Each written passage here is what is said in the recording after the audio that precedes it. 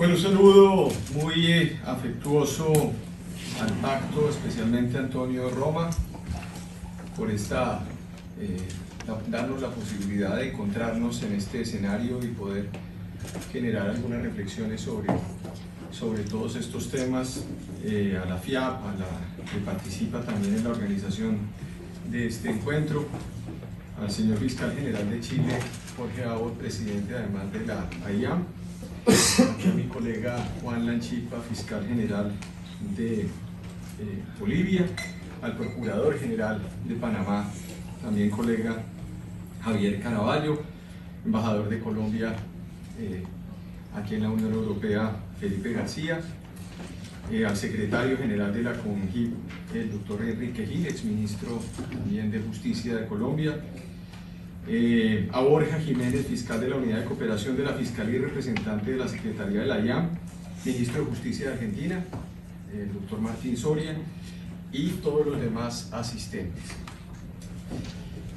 Es importante hacer una breve reflexión sobre la idea de los retos que tiene la justicia y que tienen las fiscalías o los ministerios públicos o los entes de acusación dentro del continente, por la articulación que se debe presentar necesariamente al interior de los estados, no solamente con los aparatos de justicia, con el aparato judicial, en la medida en que las fiscalías lo que hacen es investigar y llevar los casos penales para que puedan ser abordados por jurisdicciones especiales, como hablaba hace un momento y justamente conversábamos con la magistrada Janet Tello en Perú, sino al mismo tiempo para ver cómo se pueden transformar los eventos investigativos, transformar la investigación penal y posteriormente afrontar las nuevas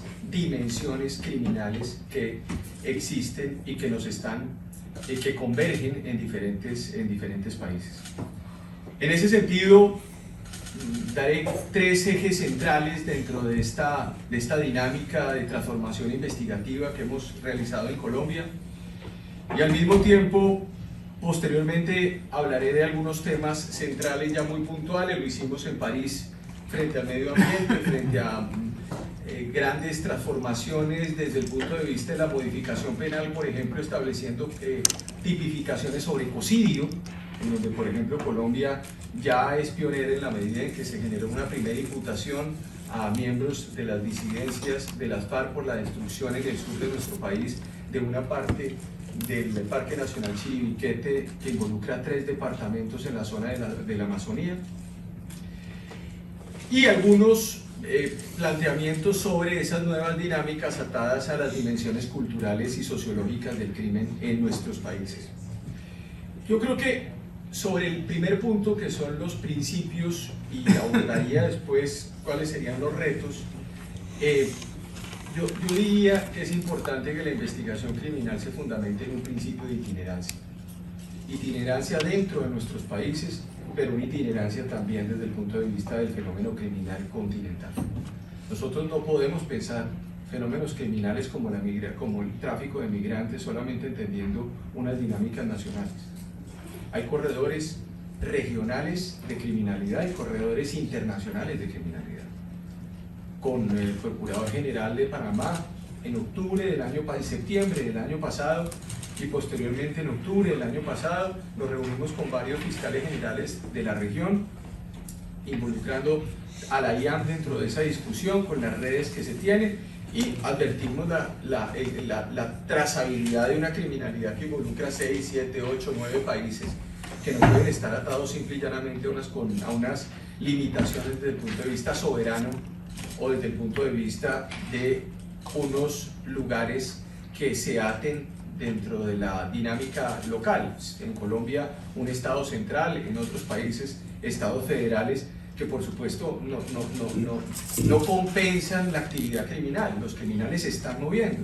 A un criminal le interesa muy poco si el crimen se comete en Argentina o en Perú o en Colombia o en Estados Unidos. Es un crimen y lo mira como un fenómeno criminal en donde hay que sacar un provecho, y nosotros estamos por supuesto limitados a que no conversamos, si no conversamos mejor, si no ponemos los ejes de cooperación, pues no vamos a lograr resultados efectivos y operaciones en ese sentido.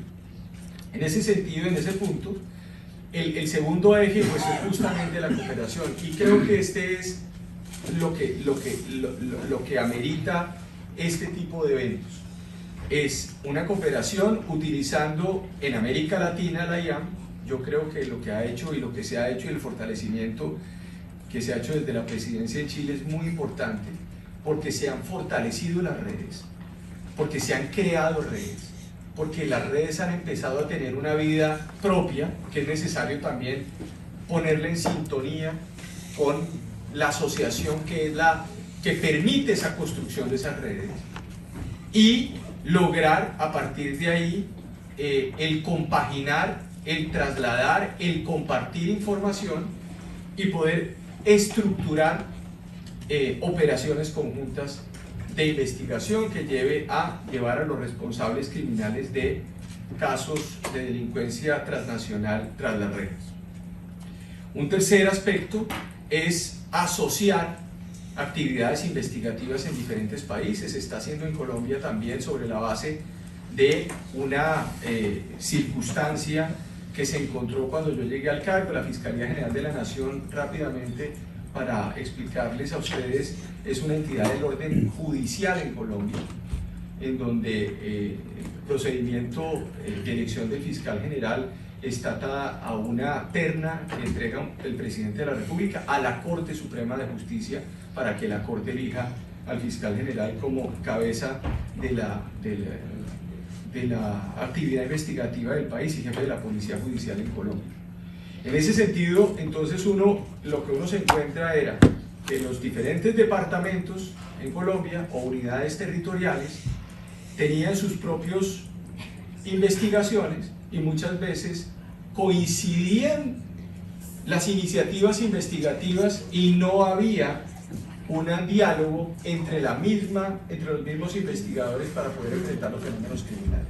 Lo que se hizo fue asociar casos, privilegiar casos, partir de la base de que no es un problema solamente de código penal, no es solamente un tema de tipificación penal. Aquí podemos discutir mucho y es un poco las discusiones que se dan alrededor de los convenios y de los tratados, en donde se puede entrar a discutir sobre un artículo u otro artículo, pero es importante también, más allá de la discusión netamente penal, entender el fenómeno criminal, porque es que el criminal desconoce 7, 8 o 15 normas sin problema. Entonces, si volvemos expertos a las personas en una norma específica, vamos a tener un problema de desconocimiento también del fenómeno criminal. Una deforestación tiene un propósito, un móvil económico, normalmente. Y detrás de ese móvil económico hay una asociación para delinquir o un concierto para delinquir. Y alrededor de eso puede existir un fenómeno de narcotráfico o puede existir una venta de especies. Es decir, si no entendemos esa circunstancia y nuestros fiscales y jueces no conocen esas distinciones, pues básicamente vamos a caer en una explicación ante un juez de control de garantías o se va a impartir legalidad, y cuando se imparte legalidad a una captura, el juez va a decir, pero verdaderamente el investigador, el fiscal no fue capaz de explicar esto, y le da la libertad a la persona. Entonces creo que hay ahí unos factores en donde es necesario tomar en consideración esto, y al mismo tiempo entender que el delito individual también nos genera un problema desde el punto de vista de la misma investigación. Nadie delinque en un país frente a fenómenos de este nivel de forma individual. Detrás de esto hay organizaciones criminales. Entonces yo sí creo que es importante, digamos, enfocar la acción investigativa criminal dentro de nuestros países sobre la base de una persecución a organizaciones criminales que se encuentran detrás de estas circunstancias. Yo ponía un ejemplo en la ciudad de Bogotá o en Colombia, les decía, nadie se roba un celular en un bus público en la ciudad de Bogotá porque le dio por robarse el celular, es porque detrás hay una organización criminal y hay alguien a quien le tengan que vender este celular y hay alguna estructura además que saque estos aparatos del país, etc. Ninguna persona, mejor dicho, no fue una persona individual el que te robó ayer el computador acá y tú, Antonio, hay una organización criminal detrás de esto que seguramente está operando aquí en Bruselas. Y sobre esto, si un fiscal simple y llanamente está creyendo que está investigando un caso concreto en un hotel, está absolutamente perdido. Es necesario decir, bueno, ¿cuántos casos hay? ¿Dónde está la asociación de casos? ¿Cuál es la repetición, la reiteración de la conducta, la visibilidad de la conducta?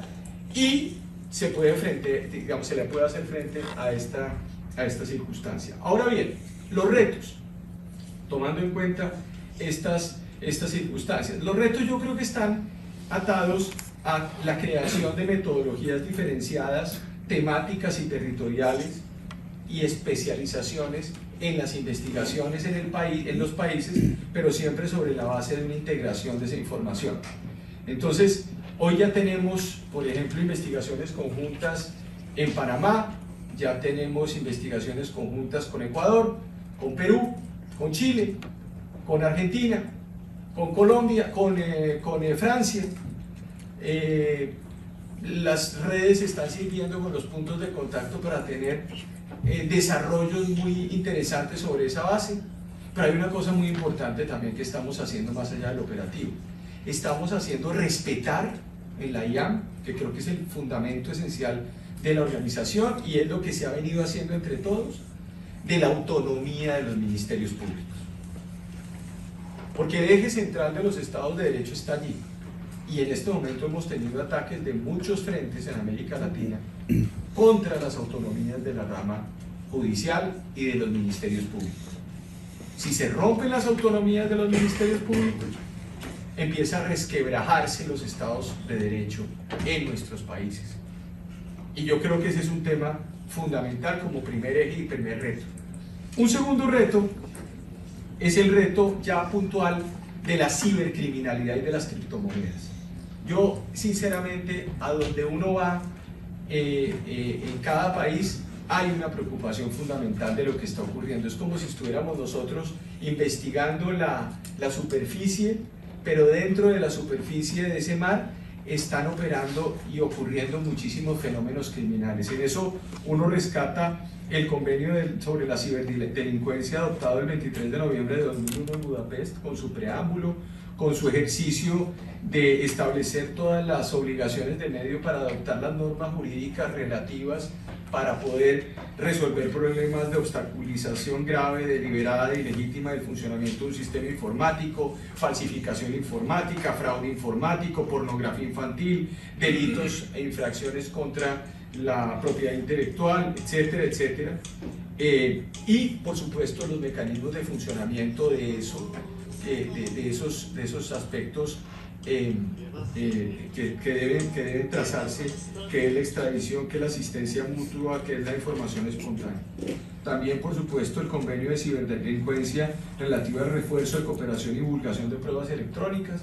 Sobre ese tema, digamos, se recoge el trabajo que ha venido también haciendo y que se ha venido haciendo de la CONGIF con Enrique y el protocolo de Medellín, y el esfuerzo que estamos haciendo en Colombia y que tenemos que hacer en Colombia para rápidamente llevarlo también al ordenamiento jurídico, y eso lo podemos también hacer parte de las discusiones en Cartagena a finales del mes de julio en la Asamblea General de la IAM. Y yo creo que ese convenio sobre ciberdelincuencia, del cual Colombia también ya pues firmó, y estamos generando una discusión al interior del país para su adopción final, plantea un desafío desde el punto de vista de la idea de lo que llamaríamos soberanía.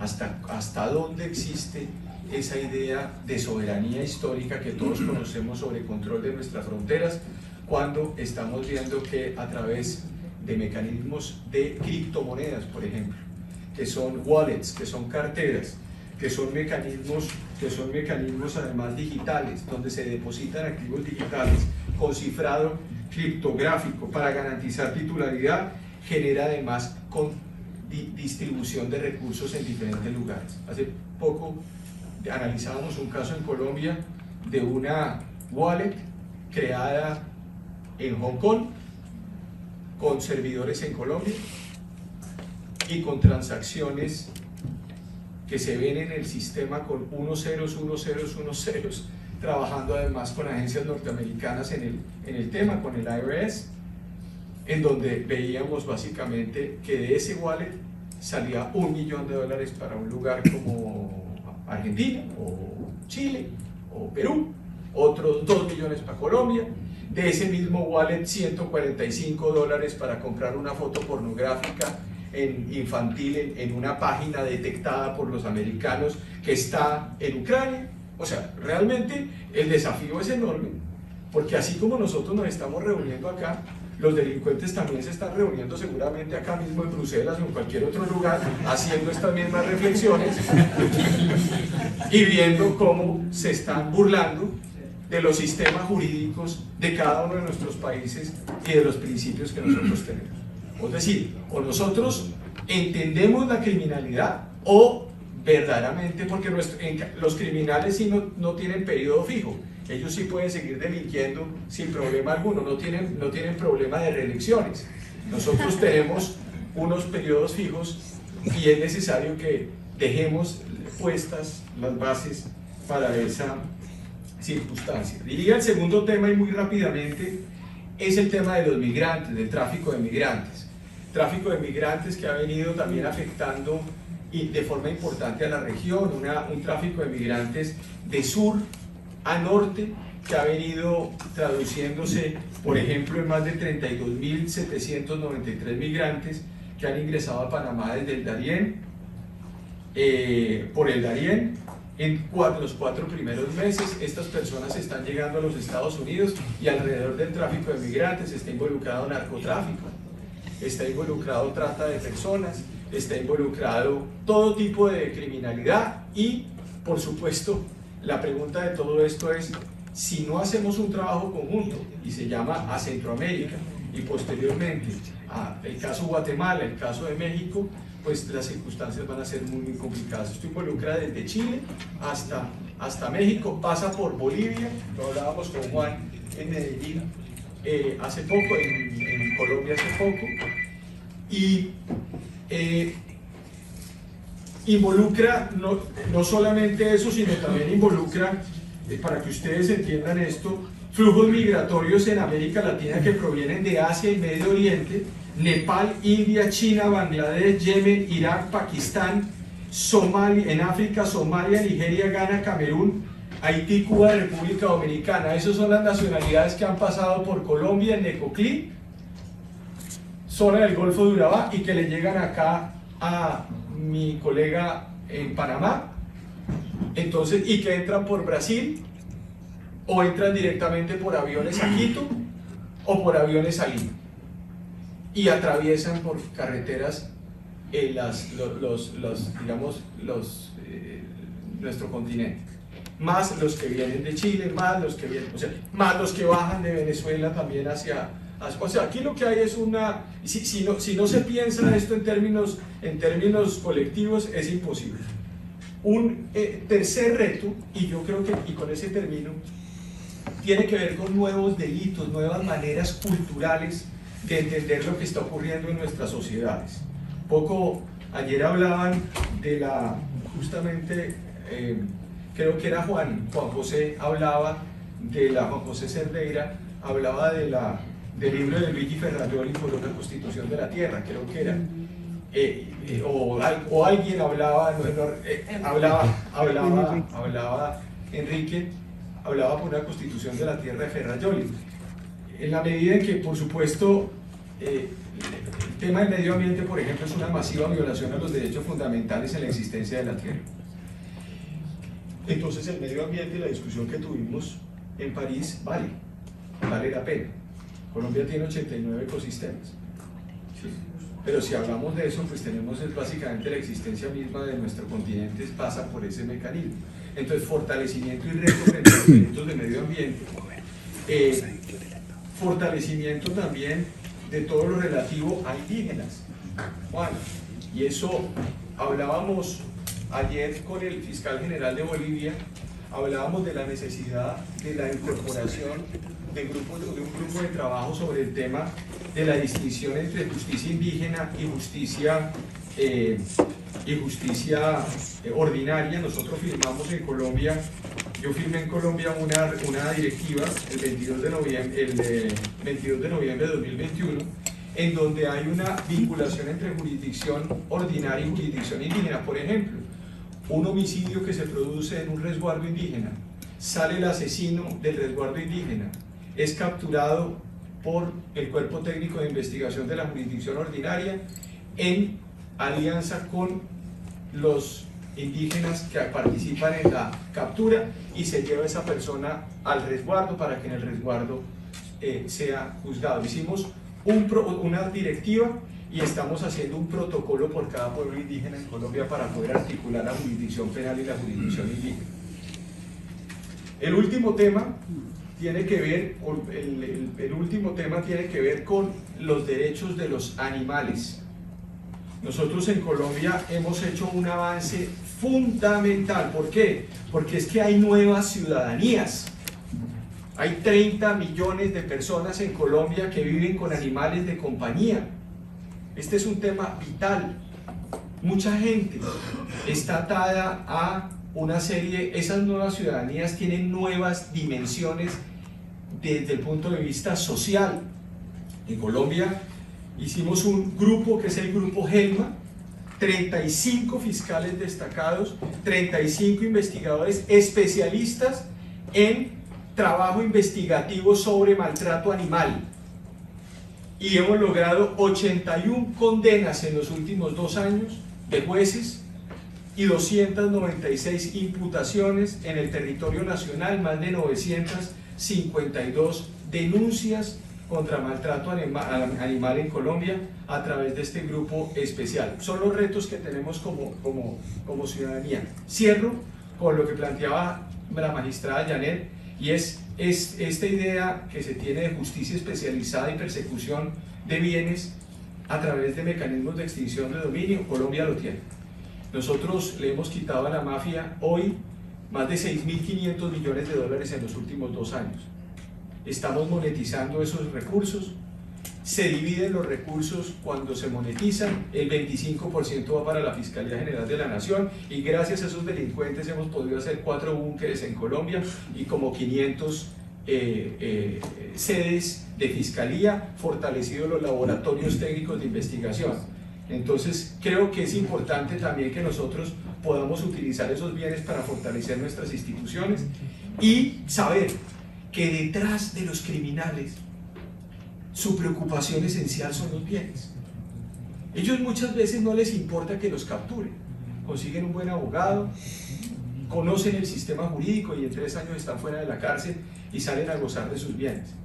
Pues que salgan a gozar de su libertad pero sin bienes. Creo que eso es mucho más importante desde el punto de vista de las dinámicas que estamos estableciendo. Muchísimas gracias entonces por esta invitación. Creo que en esencia son los ejes o retos que tenemos todos y que todos compartimos para efecto de tener una mejor justicia y de tener una ciudadanía hoy mucho más, digamos, que recoja un poco lo que nosotros hacemos, en la medida en que si nosotros no hacemos esa tarea mostrando resultados, ya sabemos que en la región empezamos a ser víctimas también de lo que llamaría la profesora Cristina Lafont una democracia sin atajos, y eso sí es peligroso desde el punto de vista del desmantelamiento institucional de nuestros países. Muchas gracias.